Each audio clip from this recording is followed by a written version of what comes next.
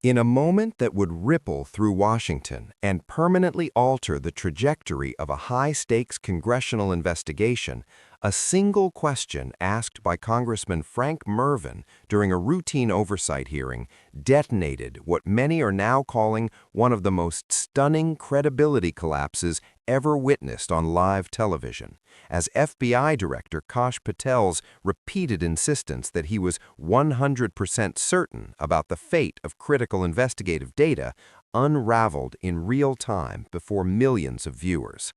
The hearing, held under the glare of national media scrutiny, was originally expected to be procedural, even forgettable, as lawmakers reviewed agency compliance with federal data retention laws tied to sensitive national security investigations.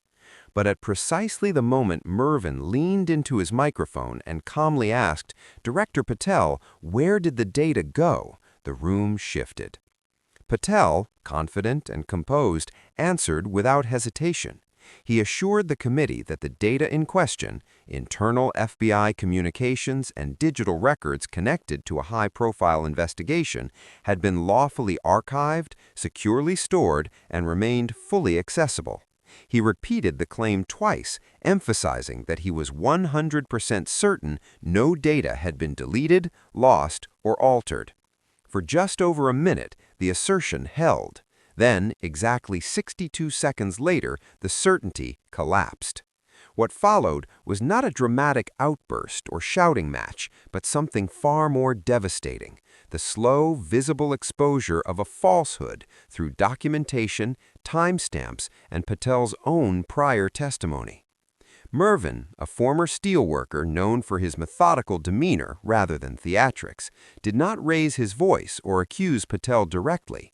Instead, he methodically introduced a chain of evidence: internal audit logs, sworn affidavits from FBI data management officials, and an inspector general's summary that contradicted Patel's claim in precise, technical detail.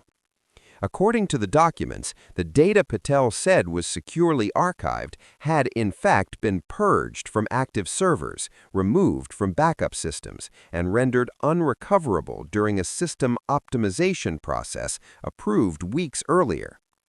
As Mrvan read the timestamps aloud, Patel's posture changed. His shoulders stiffened, his jaw tightened, and the confident rhythm of his earlier responses evaporated. The congressman then delivered the line that froze the room. "Director Patel, according to your own agency's records, the data didn't go anywhere. It was erased."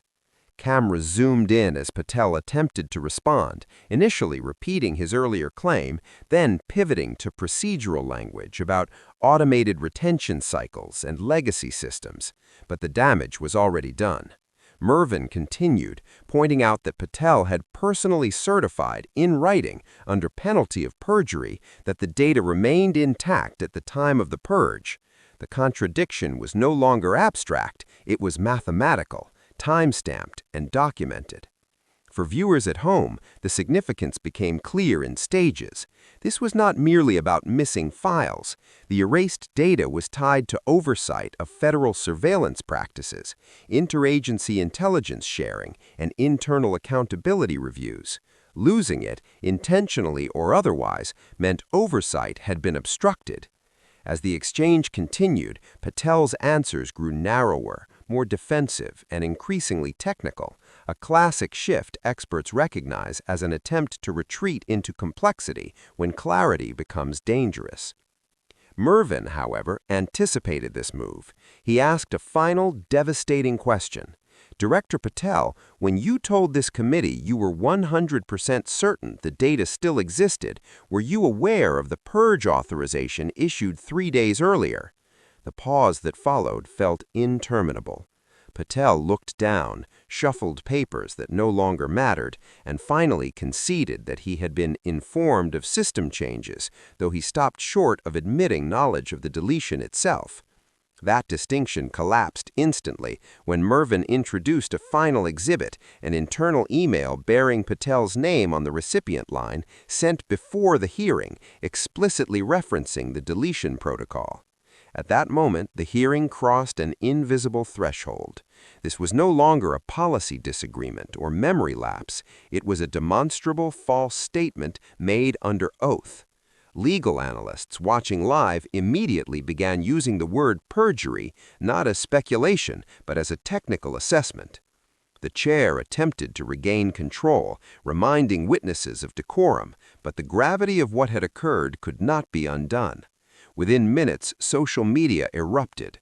Clips of the 62-second exchange spread across platforms, captioned with phrases like "Datagate," "Caught on the record," and "100% certain, 100% wrong." Cable networks broke into programming with chyrons reading "FBI Director's testimony under scrutiny." By evening, constitutional scholars, former prosecutors, and retired federal judges were weighing in, many agreeing that the exposure was among the cleanest examples of documentary contradiction ever seen in a congressional setting. What made the moment so powerful was not anger or spectacle, but precision. Mrvan did not accuse Patel of corruption. He let the records do the work, and the records told a clear story. Data central to federal oversight disappeared. Assurances were given that it had not, and those assurances were false. The implications stretched far beyond Patel himself. If data could be erased without disclosure, if Congress could be misled with technical language and absolute certainty that later proved unfounded, then the foundation of civilian oversight was at risk. The following days only deepened the fallout. Whistleblowers confirmed that the purge had been flagged internally as sensitive. Oversight committees requested emergency preservation orders across multiple agencies. Calls for a special counsel grew louder. Patel, once seen as unflappable, found his credibility shredded not by political opponents, but by logs, emails, and his own sworn words. The phrase 100% certain became shorthand for institutional denial, replayed endlessly in montages showing the moment certainty met evidence and failed. In Washington, where scandals often blur into noise, this one stood apart because it was simple, a question, a confident answer, 62 seconds, and the truth sitting quietly in a database log, waiting to be read aloud. For many observers, it was a reminder of why oversight matters, why documentation matters, and why no amount of authority can outpace a timestamp.